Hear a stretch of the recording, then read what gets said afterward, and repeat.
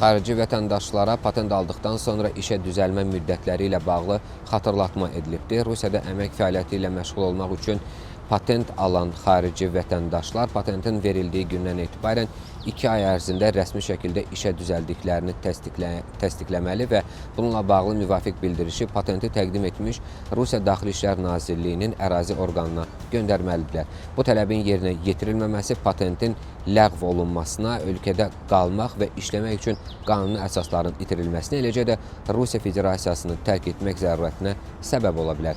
Mövcud qaydalara əsasən bildiriş yalnız əmək müqaviləsi bağlandıqda deyil, həmçinin mülki hüquqi müqavilə rəsmiləşdirildiyi hallarda da təqdim edilməlidir. Fiziki şəxslə müqavilə şifahi formada bağlandıqda belə bu öhdəlik qüvvədə qalır.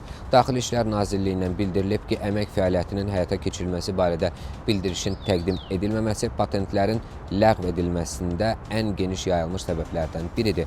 Patent ləğv edildikdən sonra isə xarici vətəndaş Rusiyada qanuni əmək fəaliyyəti ilə məşğul olmaq hüququnu itirir və nəzarətdə olan şəxslərin reyestrinə daxil edilə bilər.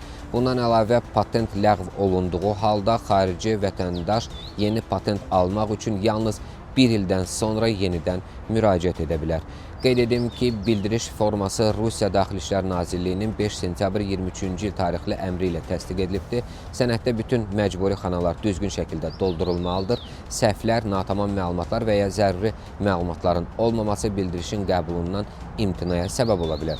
Xarici vətəndaşlar bildirişi bir neçə üsulla təqdim edə bilərlər. Onlardan biri poçt vasitəsilə, digəri vahid portal üzərindən və ya əmək fəaliyyətinin həyata keçirildiyi yer üzrə Rusiya Daxili İşlər Nazirliyinin ərazi bölməsinə şəxsən müraciət etməklə. Mütəxəssislər isə mümkün hüquqi nəticələrin qarşısını almaq və Rusiya ərazisində qanuni qalma və işləmə statusunu qorumaq üçün bildirişin təqdim edilməsini gecikdirməməyi, həmçinin bütün sənədlərin düzgün doldurulduğunu əvvəlcədən yoxlamağı tövsiyə edirlər.